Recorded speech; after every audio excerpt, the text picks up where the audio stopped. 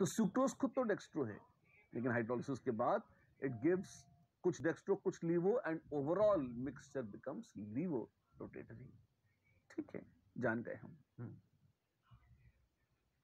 इस वजह से इस रिएक्शन को कहा जाता है inversion of cane sugar. Inversion मतलब एंगल प्लस से माइनस की ओर आ गया या माइनस से प्लस की ओर, तो साइन चेंज हो गया, तो इन्वर्जन है। And hydrolysis of sucrose is also called inversion of cane sugar. यही नहीं, 1:1 mixture of glucose and fructose is also called invert sugar. Sucrose की हाइड्रोलिसिस से 1:1 मोल रेशियो में प्राप्त होते हैं ग्लूकोज और फ्रुक्टोज। हाँ जी, तो ये कहलाते हैं इन्वर्ट शुगर। क्या कहलाते हैं? ये कहलाते हैं इन्वर्ट शुगर। अरे वाह! Condensation reaction takes place between C1 of alpha D glucose and C2 of beta D fructose. अच्छा, अगर ऐसा हो जाए, जी हां, अगर ऐसा हो जाए तो क्या होगा?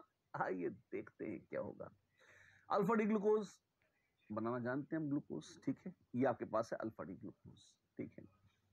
बीटा डी फ्रुक्टोज, अब आप ये ध्यान दें, ये तो पायरेनोज स्ट्रक्चर है और ये फ्यूरेनोज स्ट्रक्चर है, क्योंकि कीटोज था तो उसमें अपन ने फ्यूरान टाइप रिंग बनाई थी, है ना। तो बीटा डी फ्यूरेनोज लीजिए। अच्छा, और उसमें अगर आप जो हेमिएसिटल वाला कार्बन है उसको अगर इस साइड में, लेफ्ट साइड में लीजिए इस तरह से, ताकि अपन जोड़ सके, मिक्स कर सके। और ये है ROH, इनको अगर आप हटा के OR बना ले, यहां से पानी निकाल दें और बीच में इनको ऑक्सीजन से जोड़ दें। अच्छा, तो तब बन जाएगा, तब हम कहेंगे अजी कंडेंसेशन रिएक्शन हो गया, ऐसा बोलेंगे। जी हाँ, बोलते हैं लोग, कंडेंसेशन रिएक्शन हो गया। और उस रिएक्शन के फलस्वरूप क्या बनेगा? उस रिएक्शन के फलस्वरूप बनेगी एक glycosidic linkage. Oh my God, ये तो मजेदार है। जी हाँ, ये मजे से भी मजेदार है। और क्या? सुक्रोज बन जाएगा। अच्छा, तो सुक्रोज यही होता है। जी हाँ, यही होता है सुक्रोज। और जब इसकी हाइड्रोलिसिस होती है तो खुलकर वापस बन जाता है ग्लूकोज और फ्रुक्टोज। ठीक है, अच्छी बात है। तो फिर आपको क्या करना है? आप वो फिर देखिए क्या है ये 1 2 3 4 5, सावधानी से देखिए। OH नीचे है तो ये है अल्फा डी, ये है अल्फा। ऊपर है CH2OH, तो ये है डी ग्लूकोज, ठीक है। और यहां पर क्या है आपके पास? फ्रुक्टोज, बीटा डी फ्रुक्टोज, बिल्कुल। अब आप इसमें देखिए, यहां पे राइट साइड में बनाया था 1 को, और दूसरी तरफ यहां पर लेफ्ट साइड में बना रहे हैं 1 को। यहां लेफ्ट साइड में बना रहे हैं 1 को, और इस तरीके से ये आपके पास फ्रुक्टोज का मॉलिक्यूल है। HOH हटाया, O लगाया, और बन गई ग्लाइकोसिडिक लिंकेज। जी हां, बन गई है ग्लाइकोसिडिक लिंकेज, और बन गया है सुक्रोज का मॉलिक्यूल। आसान है, शानदार है ये, ठीक है। एक दो चीजें मैं चाहता हूं कि आप ध्यान से देखें और एकदम मन में अपने सेट कर लें इन्हें। क्या? ग्लूकोज में अगर आपको याद हो, पायरेनोज स्ट्रक्चर कई कई बार बना चुके हैं। फ्रुक्टोज को बार बार रिपीट करके इतनी प्रैक्टिस नहीं कराई है हमने, तो एक बार देख लीजिए फ्यूरेनोज स्ट्रक्चर को भी। बीटा डी फ्रुक्टोज, आप देखें CH2OH यहां ऊपर चढ़ा हुआ था, यहां पर नीचे उतारा हुआ है। 3 नंबर कार्बन यहां ऊपर था, यहां पर 3 नंबर कार्बन नीचे है। 4 नंबर ऊपर था, ये नीचे था, यहां पर ऊपर है। 2 नंबर नीचे था, सॉरी, लेकिन यहां पर तो वो भी नीचे नीचे ही है, ठीक है। क्यों? क्योंकि ये 2 नंबर तो यहां पर अलग था, और ये तो हेमिएसिटल वाला आ गया, इसकी तो बात ही अलग हो गई। फाइन, ठीक है। एक बार अच्छे से ध्यान कर लीजिए, दिमाग में सेट कर लीजिए। बीटा डी फ्रुक्टोज जो अगर कंडेंस होगा अल्फा डी ग्लूकोज से, तो इस तरह से आपको दे देगा सुक्रोज, बिल्कुल ठीक है, अच्छी बात है। What goes next? कुछ चीजें नोट करने वाली हैं। All monosaccharides and oligosaccharides are reducing sugars except sucrose. एक सुक्रोज को छोड़ दीजिए तो बाकी सब के सब रिड्यूसिंग शुगर्स में आते हैं। And all polysaccharides in addition sucrose are non reducing sugars. Sucrose क्या है? Sucrose is a non-reducing sugar. It does not reduce Fehling solution. It does not reduce Tollens reagent. क्यों? हेमी एसिटल का group गायब है, दोनों तरफ के Hemy acetal हटा दिए तो उनके हाइड्रोलिसिस होकर वापस ओपन एल्डिहाइड्स वगैरह नहीं बन पाते और वो टेस्ट दे ही नहीं पाते। ठीक है, फाइन, ये तो पहले भी देखा था। क्वेश्चन कराओ, एक क्वेश्चन हो जाए।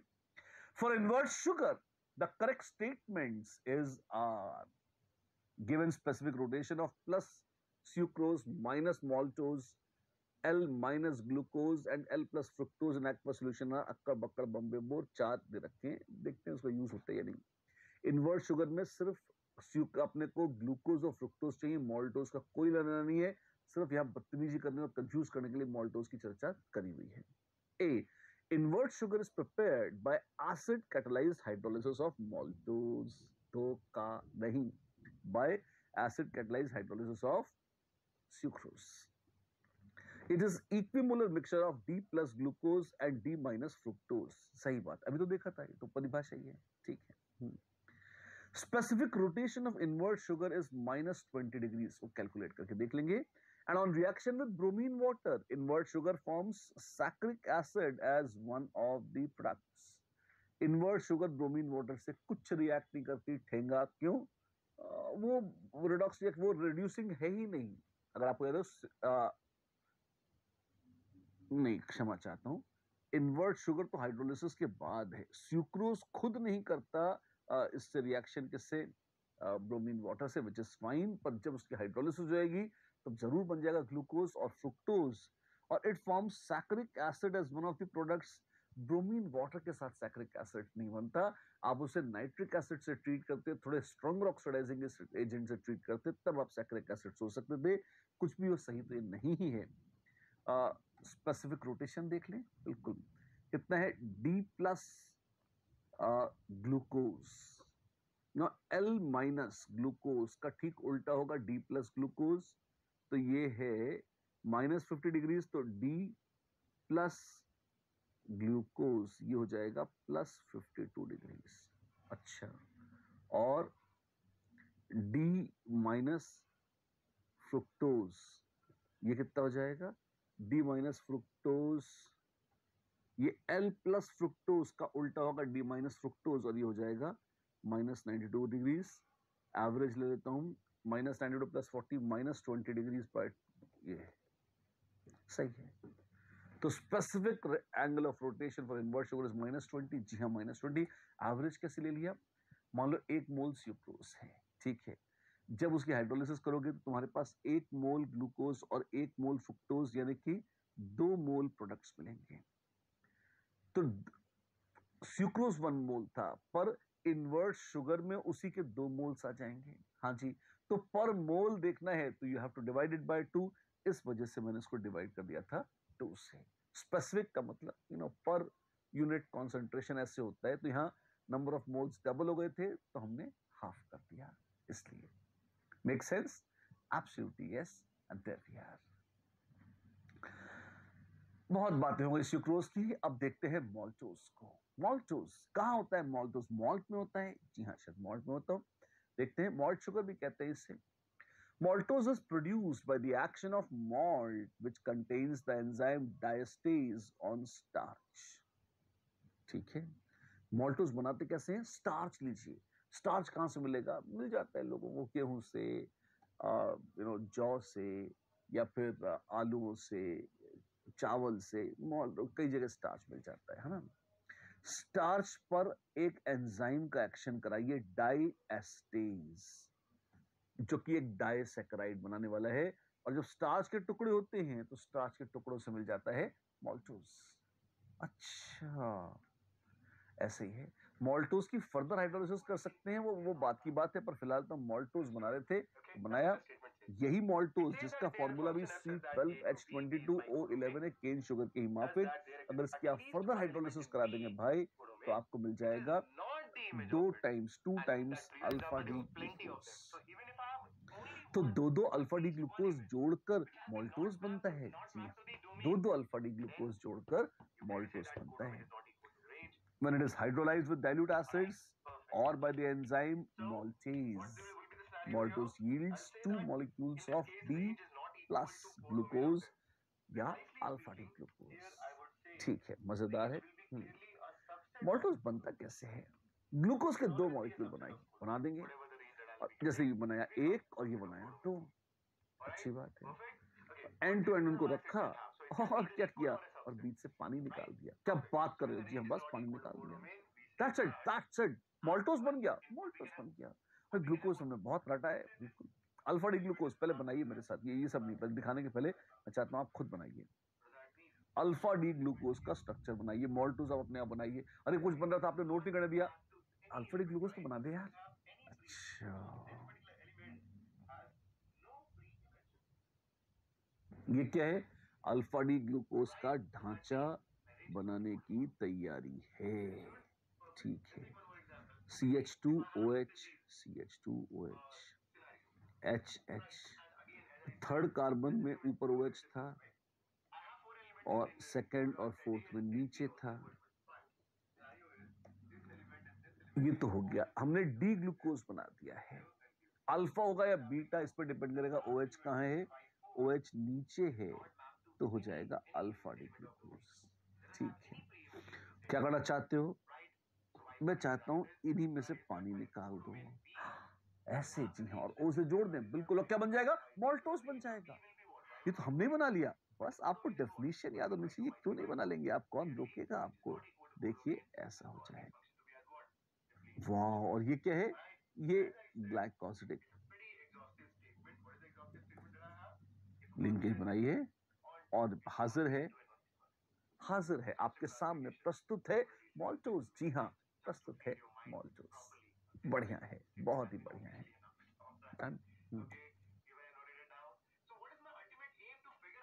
ये गुड, एब्सोल्युटली।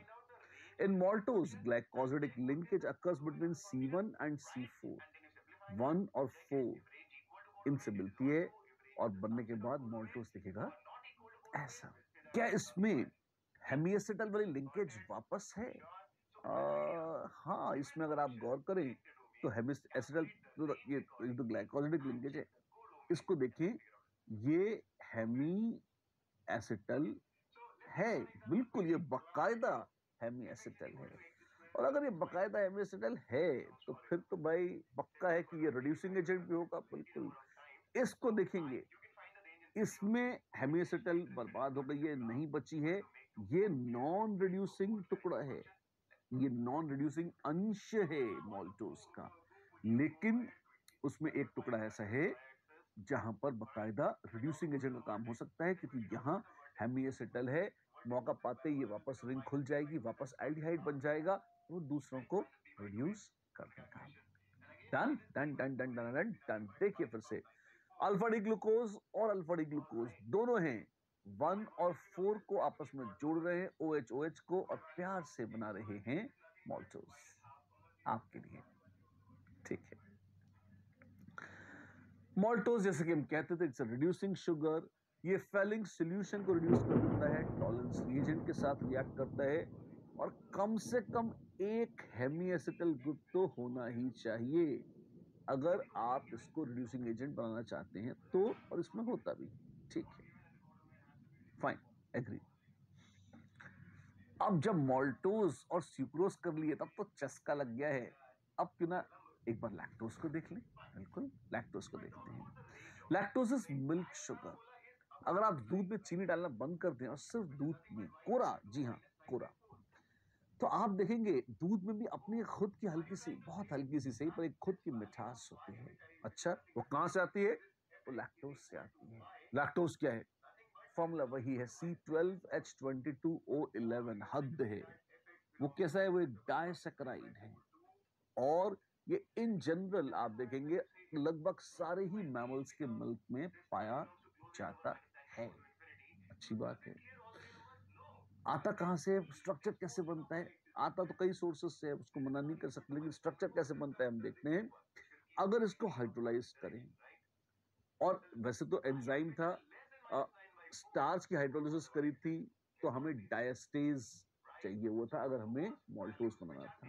ठीक है, मॉल्टोज की हाइड्रोलिसिस करते थे तो मॉल्टेज नाम का हाइड्रोलिस ये एंजाइम लेते थे, और मॉल्टेज नाम के एंजाइम से हमें अल्फा डी ग्लूकोज के 2 मॉलिक्यूल मिलते थे। ठीक है, मॉल्टोज का एंजाइम था मॉल्टेज, लैक्टोज का एंजाइम है लैक्टेज, और इसकी हाइड्रोलिसिस से क्या बनेगा, बहुत ही मजेदार है, डी प्लस ग्लूकोज तो बनेगा, है ना, इसमें अल्फा नहीं बीटा डी ग्लूकोज बनेगा, बीटा डी ग्लूकोज और बीटा डी गैलेक्टोज बनेगा। अभी गैलेक्टोज, टेंशन मत लो, कोई गैलेक्सी वैलेक्सी नहीं, गैलेक्टोज ही है, ये 2 मॉलिक्यूल बनेंगे, तब हम कहते हैं कि भाई ये लैक्टोज था। ठीक है, लैक्टोज और गैलेक्टोज में क्या अंतर है, जरा सा अंतर है, आप देखिए, बीटा डी ग्लूकोज के दर्शन कर लीजिए पहले तो। हाँ हाँ जानते हैं हम, क्या क्या जानते हो, यही होता है, ठीक है, अच्छी बात है, गौर फरमाइए। CH2OH ऊपर था, हाँ था, वो तो डी था तो ये भी था, और गैलेक्टोज भी डी है तो उसमें भी CH2OH तो ऊपर ही है। बीटा है, बीटा है तो OH ऊपर होंगे, ठीक है। सेकंड कार्बन देखिए सेम है, जी हाँ। थर्ड कार्बन देखिए सेम है, जी हाँ। फोर्थ कार्बन जो डिफरेंस है वो फोर्थ कार्बन पर है। गैलेक्टोज और ग्लूकोज में अगर आप देखें, फोर्थ कार्बन वाला OH बस ऑपोजिट साइड पर होता है म्यूचुअली, और उसी का फर्क पड़ता है, उसी से कोई मॉलिक्यूल ग्लूकोज कहलाता है और दूसरा मॉलिक्यूल गैलेक्टोज बन जाता है। अच्छा ऐसा है, हाँ। स्ट्रक्चर बताओ गैलेक्टोज का, देखिए COH में यहां लिख के बताता हूं, COH और अंत में CH2OH, OH OH H H 1 2 3, ये तो वैसे ही है, राइट, 1 2 3। फर्क पड़ रहा है, ग्लूकोज में ये OH H H OH ये ऐसे आ जाता है, दिस इज ग्लूकोज, ठीक है। और गैलेक्टोज में सब कुछ वही है, बस 4 नंबर में H और OH उल्टे हैं तो यहां आ जाते हैं। अच्छा तो अब ये कहलाता है गैलेक्टोज। तो ये तो ग्लूकोज से मिलता जुलता है, मिलता जुलता है मेरे भाई, लेकिन बड़ा अंतर पड़ जाता है, ये गैलेक्टोज है। आप देखें लगभग लगभग एक जैसा है, जैसा ग्लूकोज था वैसे गैलेक्टोज है, सिर्फ C4 पर, गैलेक्टोज में C4 पर थोड़ा सा चौथे कार्बन पर कॉन्फ़िगरेशन उल्टी है, बाकी सब का सब गैलेक्टोज का ग्लूकोज जैसा ही है। And this is not very difficult to remember. Galactose में अगर आप देखें तो टी टी ये टी जो लिखते हैं हल्का सा ऐसे देख लें, 4 का सिद्ध ध्वनि देता है, जी हाँ बिल्कुल। अगर आपके पास टी है, हाँ है, तो अगर टी से आप थोड़ा सा टक कर दो तो 4 बन जाता है। अगर आप ऐसे याद रखना चाहें तो रख लें, आपकी मर्जी है। क्या है ये, गैलेक्टोज, जिसमें चौथे कार्बन पर कॉन्फ़िगरेशन उल्टी है विद रेफरेंस टू ग्लूकोज, बाकी सारा ग्लूकोज के जैसा ही है। तो बीटा डी गैलेक्टोज का पहला कार्बन C1 और C4 of beta D glucose, अगर इनको जोड़ दिया जाए तो इनके जुड़ने से भाई बनता है लैक्टोज। वाओ, एक यूनिट फिर से नॉन रिड्यूसिंग है और दूसरी यूनिट जो रिड्यूसिंग है, ग्लूकोज वाली यूनिट रिड्यूसिंग है, और गैलेक्टोज जो था ओरिजिनली वो नॉन रिड्यूसिंग शक्ल अख्तियार कर लेता है इस तरह से, राइट। एक बार देख लीजिए अपनी आंखों से, मिलिए भाई साहब से, कौन है ये है गैलेक्टोज, बीटा डी गैलेक्टोज। और जब ये महाराज दर्शन करते हैं और मुलाकात करते हैं किससे, उसका नाम है बीटा डी ग्लूकोज, ठीक है। और यहां पे और यहां से अगर पानी निकल जाता है, HOH निकल जाता है, आप देखिए इधर से, तो यहां टैंग टैंग टैंग ऐसे, इस तरह से लोग बॉन्ड बना देते हैं, और इसको कहते हैं देखो ग्लाइकोसिडिक लिंकेज आ गई, अच्छी बात है, ठीक। क्या ये रिड्यूसिंग शुगर है? ऑफ कोर्स सारे ऑलिगोसैकेराइड्स रिड्यूसिंग शुगर है सिवाय सुक्रोज के। It is indeed a reducing sugar, it reduces swelling solution, it offers tolerance reason test, बिल्कुल बढ़िया सच्चा सच्चरित्र और ईमानदार है लैक्टोज भी, अच्छी बात है। तो आइए फटाफट देखते हैं, क्विक लुक बैक। सुक्रोज क्या था, डाइसैकेराइड्स को समराइज कर रहे हैं। सबसे पहले सुक्रोज, सुक्रोज 2 मॉलिक्यूल से जुड़ के बना है, अल्फा डी ग्लूकोज और बीटा डी फ्रुक्टोज से। अल्फा डी ग्लूकोज का फर्स्ट कार्बन और बीटा डी फ्रुक्टोज का सेकंड कार्बन आपने दोनों के हेमीएसिटल वाले OH ग्रुप्स लें, उनको कंबाइन कर दें तो आपको मिल जाता है सुक्रोज। ये तो मस्त है, ये मस्त है, खतरनाक है, जो भी है। और खास बात ये है हेमीएसिटल ग्रुप नहीं है इसमें, इस वजह से टॉलरेंस रिएजेंट टेस्ट या फेलिंग सॉल्यूशन।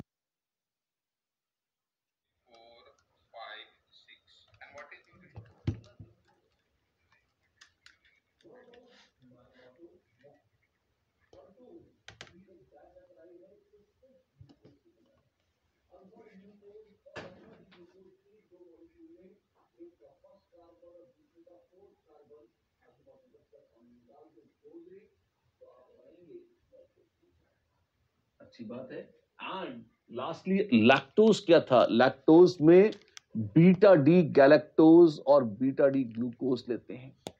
गैलेक्टोज का फर्स्ट कार्बन, ग्लूकोज का फोर्थ कार्बन आपस में कंबाइन करिए और आप पाएंगे ग्लूकोज की ही हेमीएसिटल ग्रुप बच जाएगा और वो अगेन टॉलन या फेलिंग टेस्ट देने लायक हो जाएगा। Yes indeed, beta D galactose का first carbon and beta D glucose का फोर्थ कार्बन जुड़ते हैं और मिलता है दूध में पाया जाने वाला लैक्टोज। इस तरह से शॉर्टकट में ऐसे स्ट्रक्चर्स बनाते हैं। आप देखिए पायरेनोज स्ट्रक्चर्स और फ्यूरेनोज स्ट्रक्चर। पायरेनोज को 6 मेंबर्ड रिंग और फ्यूरेनोज को 5 मेंबर्ड रिंग से ऐसे दिखा देते हैं और डब्बे के अंदर लिख भी देते हैं ग्लूकोज या फ्रुक्टोज या गैलेक्टोज ऐसे। मॉल्टोज, सुक्रोज एंड लैक्टोज। मॉल्टोज बड़ा स्वीट है, क्यों? उसमें सिर्फ और सिर्फ ग्लूकोज है। सुक्रोज में ग्लूकोज के साथ फ्रुक्टोज भी है और लैक्टोज में तो गैलेक्टोज है और ऑफ कोर्स साथ में दुम है किसकी? ग्लूकोज की। डन? ये 3 आपको ध्यान रखने हैं। और अब बातें होंगी पॉलीसेकेराइड्स की। पॉलीसेकेराइड्स, जी हाँ, एक नहीं दो नहीं अनेक अगर जुड़ जाएं तो लाइन से बनाते हैं जुड़कर polysaccharides. Wow! It contains a large number of monosaccharide units joined together by repeated glycosidic linkages. क्या काम आते हैं? ये खाना स्टोर करने के काम में आते हैं। अच्छा, और ये ढांचा बनाने के भी काम में आते हैं। स्ट्रक्चरल मटेरियल मतलब जैसे पेड़ है उसमें सेल्यूलोज होना है, सेल्यूलोज से ही मजबूती आती है। वो जो पेड़ जिसको लकड़ी बोलते हैं उसमें एक ठीक ठाक मात्रा सेल्यूलोज की होती है जो कि एक कार्बोहाइड्रेट है। जी हाँ, और किससे बनता है? वो एक पॉलीसेकेराइड है। अच्छा, स्टार्च, सेल्यूलोज, ग्लाइकोजन, ये एग्जांपल्स हैं पॉलीसेकेराइड्स के। ओके, ठीक है। स्टार्च क्या होता है? आइए देखते हैं स्टार्च क्या होता है। Starch is the main storage polysaccharide in plants. Plants में अगर एनर्जी स्टोर करके रखनी हो तो स्टार्च के रूप में रखी जाती है। जैसे लोग स्टार्च से ही साबूदाना बनाते हैं, तो प्योर स्टार्च होता है, एज मैटर ऑफ फैक्ट। हाँ, या फिर ऑफ कोर्स आलू में, चीनी में, चावल में, इन सब में स्टार्च होता है, कोई संदेह नहीं। होता क्या है स्टार्च? आप देखेंगे स्टार्च एक बड़ा मजेदार सा मिक्सचर है। अगर उसके 2 मेजर हिस्से होते हैं, एक अंश 15-20% जिसको हम कहते हैं अमाइलोज। अमाइलोज, जी हाँ, और ये पानी में घुल जाता है।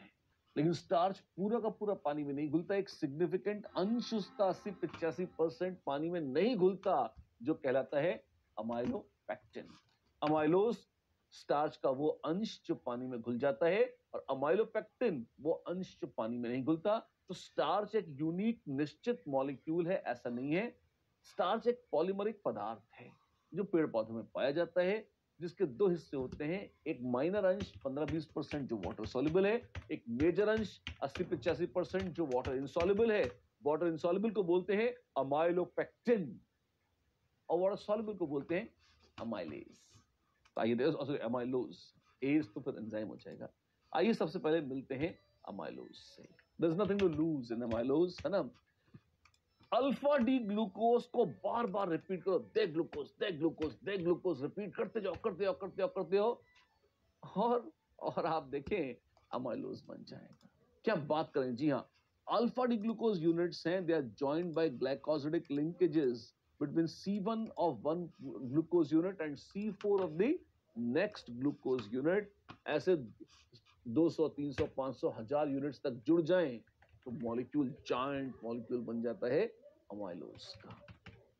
शानदार है, अरे मजे से भी मजेदार है। देखिए आप, बड़ा प्यारा मॉलिक्यूल है ऐसे। हाँ, ये तो कितना टफ लग रहा है, इतने बड़े बड़े भयानक स्ट्रक्चर हैं। दो कौड़ी के नहीं है। आपसे बनवाऊंगा स्ट्रक्चर, आप देखिए, आप तुरंत बना लेंगे। हम बनाएंगे जी हाँ। आपको ग्लूकोज आता है बनाना है? हाँ बनाइए। सबसे पहले एक काम करिए, आप इस तरह के 2-3 हेक्सागन बना लीजिए ताकि एक ही चीज आपको दिख जाए, बार बार रिपीट हो रही है। Vertical If number of element in set A and set B is एक n, he molecule then total number of उसको bijective function is n factorial. Bar repeat कर रही है। Clear? ठीक है, तो CH2OH लगा दीजिए सब जगह। अच्छा, तो इससे ये डी कॉन्फ़िगरेशन तो आई इस लोकेशन पर। In doubt? फिर अल्फा डी ग्लूकोज की बातें होती हैं, तो OH को नीचे, For example,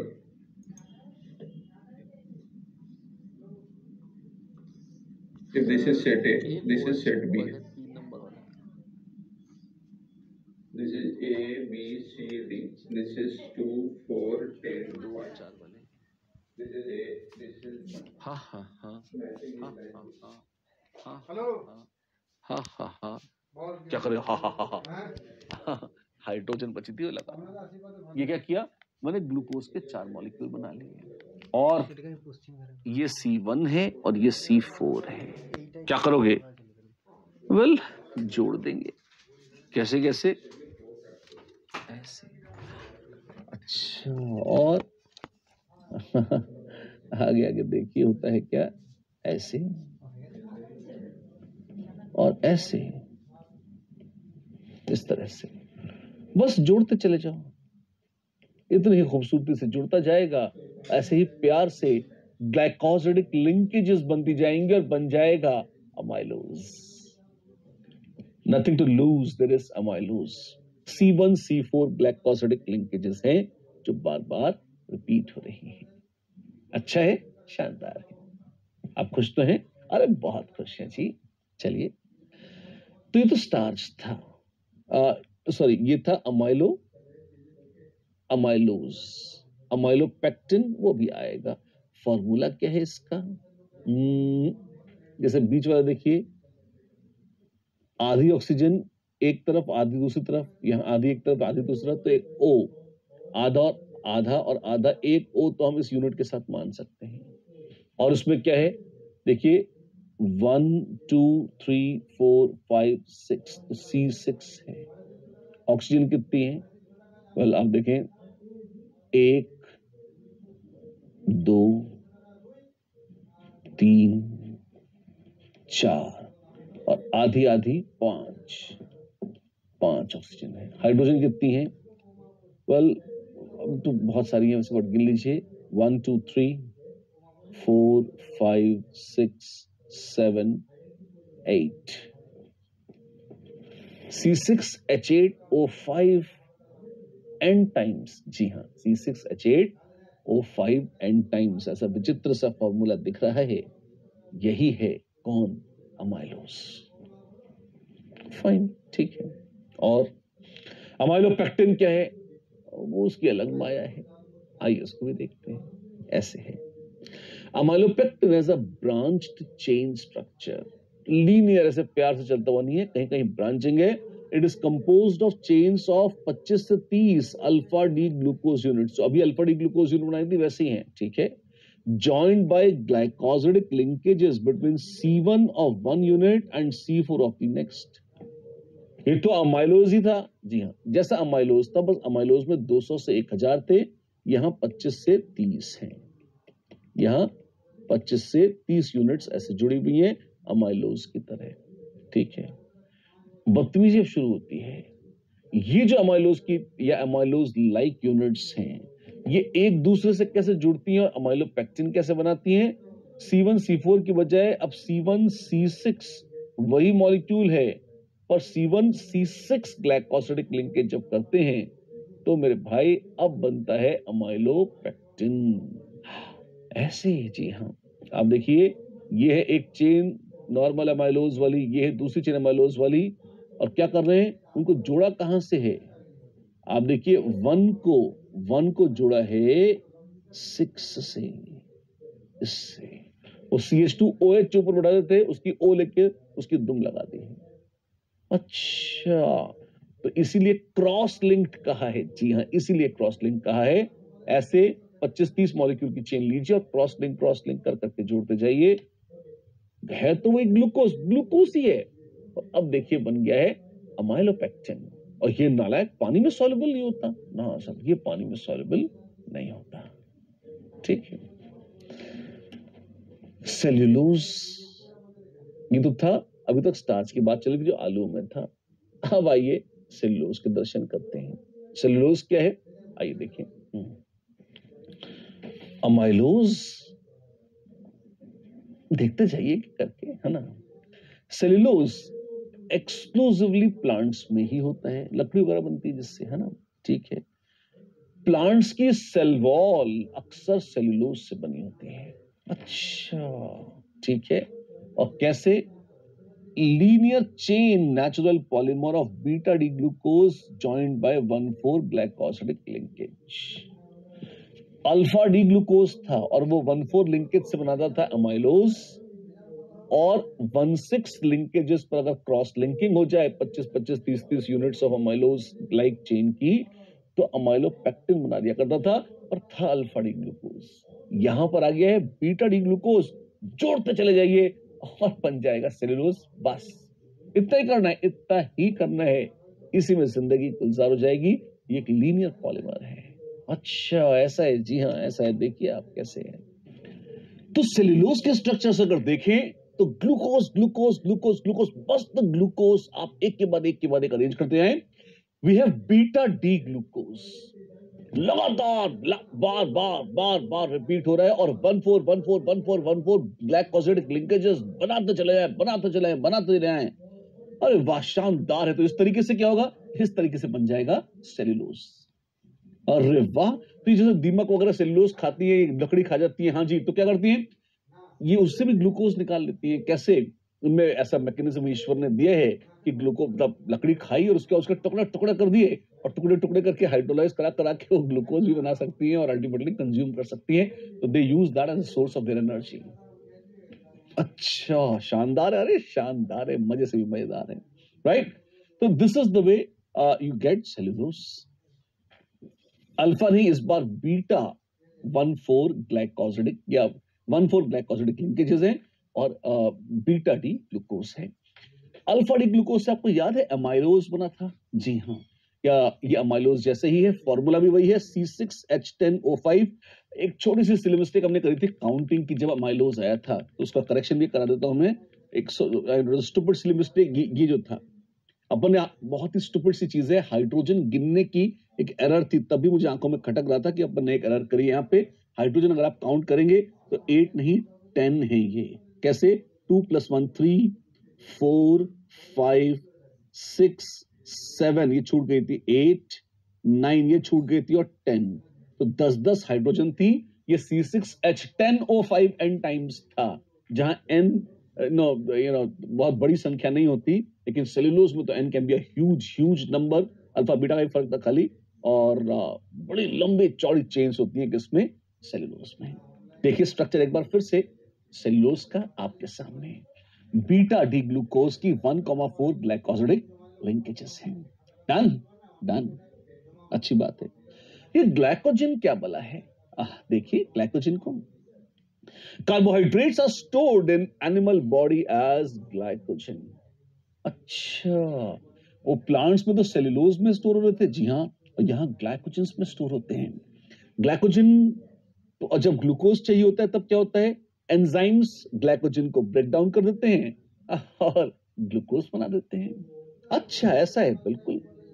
The structure is very similar to amylopectin, but the branching takes place after every 5 to 6 glucose units. तो glycogen is actually highly branched. अब इस सबर तमाशे में एक मजेदार चीज देख रहे हैं क्या, सबका मालिक एक, ये ग्लूकोज ही है। स्टार्च में अमाइलेज और अमाइलोपेक्टिन जिसमें थोड़ी ब्रांचिंग थी, है ना, कि 25-30 अमाइलेज टाइप जो चेन्स बनी। और अमाइलेज क्या था, ये 1,4 ग्लाइकोसिडिक लिंकेज थी और उसमें अल्फा डी ग्लूकोज था। 1,4 ग्लाइकोसिडिक लिंकेज बनाते गए, अमाइलेज बन गया, लंबी चौड़ी खूब सारी, मतलब 200 1000 यूनिट ऐसे डाल दी तो अमाइलेज बन गया। 25 यूनिट लगाई और उनके बाद 14 लिंकेज है, फिर 16 कर दी, 14 फिर 16 कर दी, ब्रांचिंग चालू कर दी। तो अमाइलोपेक्टिन बन गया था, जो कि पानी में सॉल्युबल नहीं होता था, स्टार्च की वैरायटी थी। और अगर हर 25-30 की बजाय 5-6 यूनिट्स पर ही वो ब्रांचिंग कर दी जाए तो एक नई चीज बन जाती है। लोग कहते हैं ये है ग्लाइकोजन। अच्छा, कार्बोहाइड्रेट्स की एक वैरायटी जो स्टार्च वगैरह है वो that is more typically associated with plants. On the other hand, दूसरे हाथ की ओर, अगर आप एनिमल स्टार्च की बात करेंगे या एनिमल्स में जिस तरह से ग्लूकोज को स्टोर करके रखा जाता है, तो ग्लाइकोजन के तौर पर स्टोर करके रखा जाता है और उसमें मात्र 5-6 यूनिट्स के बाद ही ब्रांचिंग हो जाती है, ऐसा है। ठीक है, तो it is very highly branched. और ब्रांचिंग का मतलब क्या हुआ, 14 की बजाय 16 ग्लाइकोसिडिक लिंकेज है, इतना ही अंतर है, सेम मॉलिक्यूल है, सेम स्ट्रक्चर है, सब कुछ सेम है। अच्छा, बस select the correct statements about starch. It is a pure single compound, झूठ है। It is a mixture of 2 polysaccharides of glucose. ठीक है। It involves C1 to C4 glycosidic linkage between 2 alpha D glucose units. हाँ ठीक है, C1 C4 के अलावा C1 C6 भी हो सकती थी, और क्या ये होती है? इट इन्वॉल्व्स, एक्सक्लूसिवली इन्वॉल्व्स नहीं है, तो हाँ हो सकती है। It involves branching by C1 C6 glycosidic linkages. Yes, amylopectin में तो होता है। ठीक है, बी सी डी तीनों सही है, तीनों सही है, फाइन। फिर से सच चुनिए। Cellulose and amylose have 1,4 glycosidic linkages, they do. Yes, amylose alpha D glucose था, सेल्यूलोज बीटा डी ग्लूकोज है, इतना ही अंतर है, बाकी सब में लिंकेज फिंकेज मस्त है, कोई दिक्कत नहीं है। Lactose contains beta D galactose and beta D glucose, yes, और C1 C4 लिंकेज है, गैलेक्टोज का C1 और ग्लूकोज का C4 आपस में लिंक होते हैं, सही बात बोल दी। Maltose and lactose have 1,4 glycosidic linkage. Do they? Yes, both of them very much have this. And sucrose and amylose have 1,2 glycosidic linkage. Sucrose में तो 1,2 glycosidic linkage होती है, लेकिन amylose में अभी तो ऊपर बात हुई है, उसमें 1,4 होती है। आधा सही है, आधा गलत, तो ओवरऑल तो गलत ही है। जी हाँ, गलत है। D is over. The correct statements about the following sugars. X and Y is R. Sugar से X और Y, अब पूछा है सत्य क्या है? X और Y बहुत बड़े बड़े गंदे गंदे से लुक रहे हैं, लुक्स हैं किसकी, स्ट्रक्चर की। एक्चुअली इतनी गंदगी है नहीं। पहले में 5 मेंबर रिंग, ये तो सुक्रोज में आता था। हाँ, that looks like kind of sucrose. जरा देखते हैं और क्या बातें बोलिए, पहले क्वेश्चंस पढ़ लें। X is a reducing sugar and Y is a non-reducing sugar. Check कर लेते हैं, रिड्यूसिंग नॉन रिड्यूसिंग कौन है? हेमीएसिटिल है क्या? जिस कार्बन से OH जुड़ा है उसी से OR नहीं, जिस कार्बन से OH जुड़ा है उसी से OR, ये तो एसिटल है, ये कार्बन है और ये एसिटल वाला कार्बन है, ये कार्बन भी है और ये भी एसिटल वाला कार्बन है। तो क्या ये रिड्यूसिंग है? ना, दिस इज नॉन रिड्यूसिंग। और सुक्रोज आपको याद हो, सुक्रोज भी नॉन रिड्यूसिंग ही था। यहां पर OH और OR, यस, हेमी एसिटल है, तो ये टुकड़ा, ये अंश रिड्यूसिंग हिस्सा है, रिड्यूसिंग यूनिट है। ये नॉन रिड्यूसिंग है, बट ओवरऑल Y क्या रिड्यूसिंग है? जी हाँ, Y एक ऐसा डायसैकेराइड है जो रिड्यूसिंग है, मान लिया। तो X is reducing and Y is non, झूठ है ये। X is non reducing and Y is reducing, ये सच है। The glycosidic linkages in X and Y are alpha and beta respectively. ठीक है, तो एक बार दर्शन कर लेते हैं, अल्फा बीटा के चक्कर देख लेते हैं कौन से हैं। वेल, ये है C1 और ये भी है C1।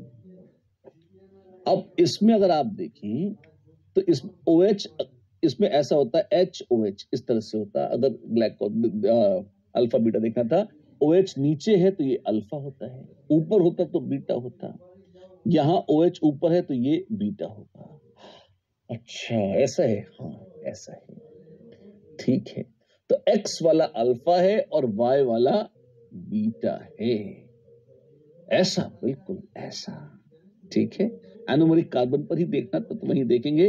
तो X क्या है, अल्फा है और Y बीटा है, बिल्कुल सही बात बोली है। और आगे भी देख लीजिए आप चाहें तो, जैसे इसी में यहां पे देखें, यहां भी OH, मतलब फर्स्ट वाले को आप देखिए जो इसमें है, तो इसमें आपको क्लियर कट यहां पे बीटा दिख रहा है और यहां पर अल्फा दिख रहा है। अप माने बीटा, लो या डाउन माने अल्फा। फाइन, चलिए। तो BC are the correct answers and this completes the lovely portion of carbohydrates. Monosaccharides, disaccharides, polysaccharides, सारी बातें कर ली हमने। बड़ा प्यारा सेक्शन रहा है कार्बोहाइड्रेट्स का। जिंदगी आगे बढ़ती है और अब हम बात करते हैं प्रोटीन्स की। वाह, लोग कहते हैं इसमें बड़ी ताकत है, इस खाने में खाओ, प्रोटीन है। मम्मी कहती है, पापा कहते हैं, डॉक्टर्स कहते हैं, टीवी में विज्ञापन आते हैं, न्यूट्रिशनिस्ट और आजकल तो वो जिम वाले बॉडी बिल्डर्स भी बोलते हैं कि प्रोटीन प्रोटीन प्रोटीन का बड़ा स्यापा होता है। दालों में प्रोटीन है, जी हाँ। अंकुरित अनाज में प्रोटीन है, बिल्कुल। और जो लोग मछली उछली खाना पसंद करते हैं उनके लिए मछलियों में भी प्रोटीन है, मांस में भी प्रोटीन है। यहाँ यदि आप सामूहिक भोजन करते हैं तो यस, उन सब में भी प्रोटीन पाए जाते हैं। Well, each living cell is made up of thousands of proteins. क्या बात कर रहे हैं, जी हाँ। तो प्रोटीन तो बहुत बड़ा पॉलीमर था, हाँ, तो सेल तो उसके भी बहुत जायंट होते हैं। हजारों प्रोटीन के मॉलिक्यूल मिलके फिर बनाते हैं एक लिविंग सेल। अच्छा, प्रोटीन्स हाई मॉलिक्यूलर मास के होते हैं, ठीक है, and they are complex biopolymers of amino acids. What are proteins? Proteins are biopolymers of amino acids. Amino acids जुड़ जुड़ कर रिपीट होकर अथाह विशाल मोलर मास, हजारों लाखों अमीनो एसिड जुड़ जाते हैं और तब नालायक बनाते हैं प्रोटीन। अच्छा, अच्छी बात है। ये अमीनो एसिड क्या होते हैं यार, ये किस खेत की मूली है? चलिए देखते हैं अमीनो एसिड। तो नाम को अगर देखिए तो इस नाम में अमीनो भी है और एसिड भी। Wow, amino refers to amine group, and amine group is the basic group, and acid refers to carboxylic acid, COOH, और obvious सी बात है, नाम ही acidic है तो yes, acid तो ये है ही। तो amino acids are molecules which contain amino group as well as a carboxylic acid group। जी हाँ, तो आपके पास नाइट्रोजन होती है जो अमीन है और आपके पास COOH ग्रुप होता है जो कार्बोक्सिलिक एसिड है। फाइन। और इन जनरल हम कुछ चीजों को कहते हैं अल्फा अमीनो एसिड्स। वाओ, ये क्या है? COOH ग्रुप के बाजू वाला कार्बन ये कहलाता है अल्फा कार्बन। और इस अल्फा कार्बन से अगर नाइट्रोजन जुड़ी हो, अमीनो ग्रुप जुड़ा हो, तो ये है अल्फा अमीनो, और एसिड तो ये है, तो ये बन गया अल्फा अमीनो एसिड। ऐसे, जी हाँ, ऐसे। मजेदार है, अरे मजे से भी मजेदार है। देखिए आप दर्शन कीजिए अल्फा अमीनो एसिड के। हाँ हाँ, बहुत देखे हमने। देख लीजिए, अच्छी बात है। आर क्या है? अल्काइल ग्रुप हो सकता है, अराइल ग्रुप हो सकता है, और कुछ भी हो सकता है। वैसे तो आप देखिए टिपिकली यहाँ हाइड्रोजन एक होती है, अल्फा पोजीशन में नहीं होती, कोई फर्क नहीं पड़ता। और इन जनरल जितने अमीनो एसिड्स हम देखने वाले हैं उनका जनरल फॉर्मूला ऐसे ही है, NH2CH और दुम में साइड में आर लगी हुई है। फाइन, होने दो। आप देखें इसमें कभी भी अनस्टेबल स्ट्रेन रिंग्स या ऊट पटांग फंक्शनल ग्रुप्स नहीं होते। अगर ऐसा है तो ये अल्काइल है। वो अल्काइल ग्रुप हो सकता है जैसे methyl, ethyl, propyl, isopropyl, neopentyl, कुछ भी हो सकता है। अराइल ग्रुप हो सकता है, बेंजीन रिंग वगैरह वगैरह। पर एक तो उसमें दूसरे फंक्शनल ग्रुप मत लाओ। ऐसे नहीं कि उसमें तुमने जो है वो अनस्टेबल फंक्शनल ग्रुप ऊट पटांग डाल दिए या कोई बहुत स्ट्रेंज अजीबोगरीब रिंग शिंग डाल दी, तो वो पाए नहीं जाते। मतलब इन प्रिंसिपल बना सकते हो और कोई मतलब महत्व नहीं है, वो किसी काम के नहीं है। ठीक है, अच्छी बात है। तो अब एक बात आप देखिए, लोकेशन के हिसाब से हमने कहा था COOH का पड़ोस वाला कार्बन है अल्फा कार्बन, उससे NH2 जुड़ा है तो अल्फा अमीनो एसिड है। अल्फा का पड़ोसी कार्बन और भी आगे कार्बन हो तो वो बीटा कार्बन है और आपके पास बीटा अमीनो एसिड है। और फर्दर हो तो गामा कार्बन है और गामा दी पहलवान अमीनो एसिड है। फाइन। 1 नहीं, 2 नहीं, 3 नहीं, 5 नहीं, 10 नहीं, 15 नहीं, 20, पूरे पूरे 20 अमीनो एसिड से मिलकर बने हैं हम और तुम। आप या हम दोनों, हमारे अंदर भी 20 अमीनो एसिड है, तुम्हारे अंदर भी 20 अमीनो एसिड है, हम सबके अंदर 20-20 अमीनो एसिड हैं। जी हां, बस इतने काफी हैं। हम तो लाखों करोड़ों अमीनो एसिड बना दें। आप जो चाहे करें, आप भगवान नहीं हैं। ईश्वर को ईश्वर का काम करने दें, आप टांग लड़ाएं बीच में। 20 अमीनो एसिड्स, 20 अलग अलग अमीनो एसिड्स हैं जिनसे मिलकर बना है ये जीव जगत का सारा संसार। ठीक? कौन कौन से हैं, उनके क्या सिंबल्स हैं, उनका क्या परिचय है, कैसी है उनकी कहानी, वो कौन कौन सी बातें हैं जो आपको है बतानी और याद करानी। ये बड़ा इंपॉर्टेंट पोर्शन है, ये खूब आता है जेई में, अक्सर पूछे बगैर जी ही नहीं पाते इसे। इसको बहुत ही सावधानी से हम देखेंगे, साथ साथ देखेंगे, आप लर्न करेंगे। लेकिन बच्चों, ये तो होगा अगली बार। अमीनो एसिड्स की यही है पुकार। अब आओ अगली बार और साथ साथ रहो तैयार कि आपको देखते ही इनको लर्न कर लेना है। मोस्ट इंपॉर्टेंट है ये 20 amino acids, naturally occurring amino acids जो सिस्टम्स में होते हैं। देखेंगे, दर्शन करेंगे, लर्न करेंगे, प्रयोग करेंगे और देखेंगे इनसे प्रोटीन्स वगैरह कैसे बनाते हैं। इन सब की बातें अगली बार करेंगे। आज के लिए बस इतना ही बच्चों, फिर मिलते हैं। नमस्कार।